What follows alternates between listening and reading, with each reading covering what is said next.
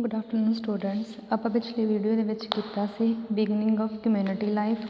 ਅੱਜ ਆਪਾਂ ਕਰਾਂਗੇ from natural to man made environment. ਆਪਾਂ ਇਹਦੇ ਵਿੱਚ ਦੇਖਾਂਗੇ ਕਿ ਕਿਵੇਂ ਹਿਊਮਨ ਨੈਚੁਰਲ ਤੋਂ ਮੈਨ ਮੇਡ ਇਨਵਾਇਰਮੈਂਟ ਦੇ ਵਿੱਚ ਗਿਆ। With the passage of time, the number of human beings kept on growing and start living in groups. He learned to grow crops and eat cereals, अनाज वाली फसलां जो ਆਪਾਂ खा सकते हैं, which led to the agriculture occupation.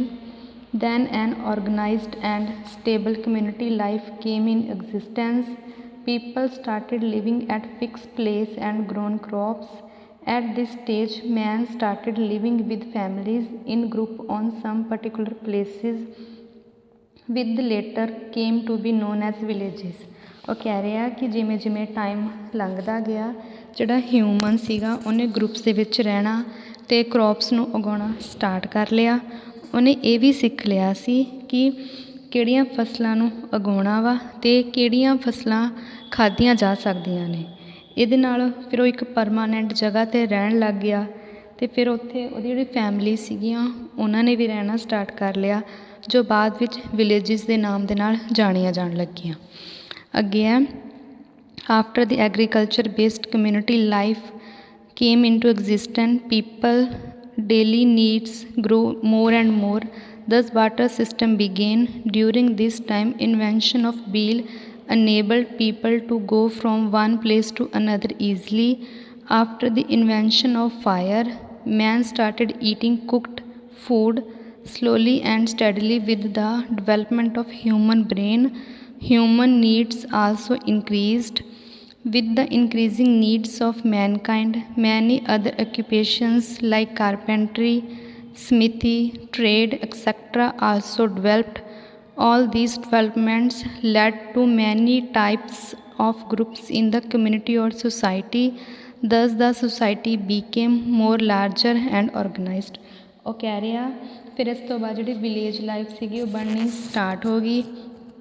ਲੋਕ ਜ਼ਿਆਦਾ ਤੋਂ ਜ਼ਿਆਦਾ ਫਸਲਾਂ ਉਗਾਉਣ ਲੱਗੇ। ਫਿਰ ਉਸ ਤੋਂ ਬਾਅਦ ਜਿਹੜੇ ਹੋਰ ਇਨਵੈਂਸ਼ਨ ਸੀਗੇ, ਮਤਲਬ ਖੋਜ ਵਗੈਰਾ ਸੀਗੀਆਂ ਹੋਣੀਆਂ ਸਟਾਰਟ ਹੋ ਗਈਆਂ।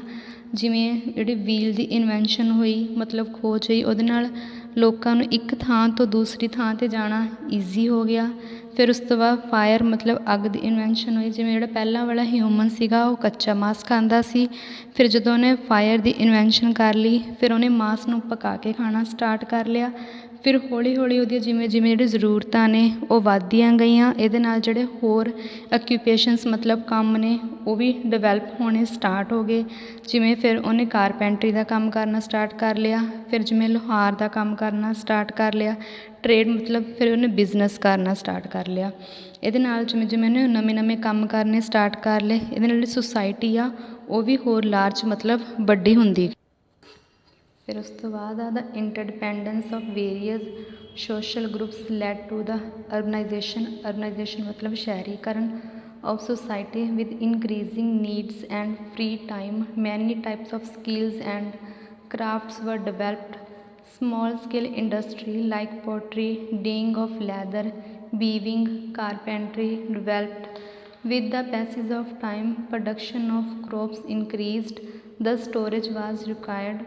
Because of the free time gap in between the crops, many types of fine arts like sculpturing, music, drawing, and architect were developed. Now man started making decoration pieces and jewelry from metals. Thus after completion of basic daily needs of man, his social and aesthetic sense improved. ਉਹ ਕਹਿ ਰਿਹਾ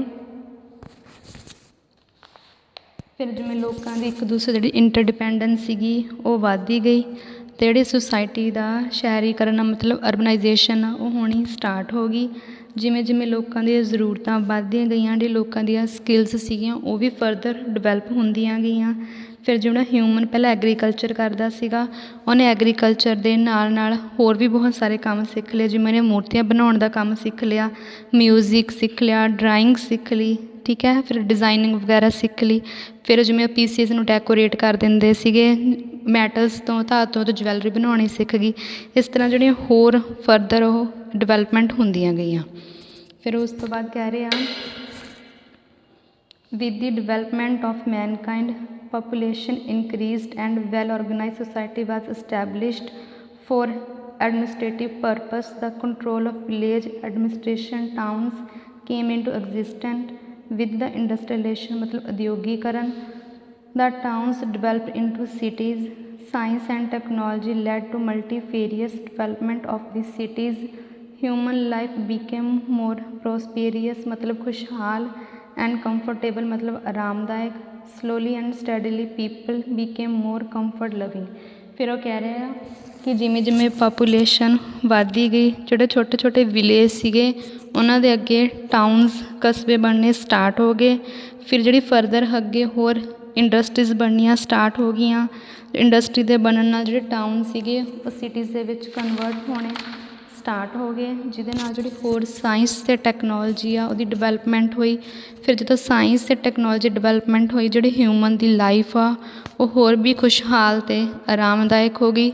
ਲੋਕ ਹੋਰ ਵੀ ਜ਼ਿਆਦਾ ਆਰਾਮ ਨੂੰ ਪਸੰਦ ਕਰਨ ਲੱਗੇ. ਫਿਰ ਉਸ ਤੋਂ ਬਾਅਦ ਕਹਿ ਰਿਹਾ so the industry of mankind from the hunter man to modern man which is sending satellites to another planet is very long and astonishing. It is the long story of mankind from natural environment to man-made environment. Man has crossed through various stages while passing from natural environment to man-made environment where modern society has born. In this stage of computer, lots of information can be stored and communicate with the help of computer. Thus now we have stepped into the era of information and communication technology. ਉਹ ਕਹਿ ਰਿਹਾ ਕਿ ਜਿਹੜੇ ਇਸ ਤਰ੍ਹਾਂ human ਦੀ life ਉਹ natural ਤੋਂ ਮੈਨ made environment ਤੱਕ ਜਾਣ ਲਈ ਉਹਨੂੰ ਬਹੁਤ ਸਾਰੀਆਂ ਸਟੇਜਿਸ ਦੇ ਵਿੱਚੋਂ ਲੰਘਣਾ ਪਿਆ. ਬਹੁਤ ਸਾਰੀਆਂ ਸਟੇਜਿਸ ਪਾਸ ਕਰਕੇ ਜਿਹੜੀ ਹਿਊਮਨ ਦੀ ਲਾਈਫ ਇੱਥੋਂ ਤੱਕ ਪਹੁੰਚੀ ਆ. ਜਿਵੇਂ ਅੱਜ ਕੱਲ੍ਹ ਆਪਾਂ ਕੰਪਿਊਟਰ ਦੇ ਯੁੱਗ ਵਿੱਚ ਰਹਿ ਰਹੇ ਹਾਂ, ਠੀਕ ਆ. ਕੰਪਿਊਟਰ ਦੀ ਹੈਲਪ ਦੇ ਨਾਲ ਆਪਾਂ ਬਹੁਤ ਸਾਰੇ ਜਿਹੜੀ ਇਨਫੋਰਮੇਸ਼ਨ ਆ ਸ਼ੇਅਰ ਵੀ ਕਰ ਸਕਦੇ ਹਾਂ ਅਤੇ ਸਟੋਰ ਵੀ ਕਰ ਸਕਦੇ ਹਾਂ. ਇਸ ਤਰ੍ਹਾਂ ਜਿਹੜਾ ਅੱਜ ਕੱਲ੍ਹ ਆਪਾਂ ਕਮਿਊਨੀਕੇਸ਼ਨ ਅਤੇ ਇਨਫੋਰਮੇਸ਼ਨ ਟੈਕਨੋਲੋਜੀ ਦੇ ਯੁੱਗ ਵਿੱਚ ਰਹਿ ਰਹੇ ਹਾਂ. Thank you.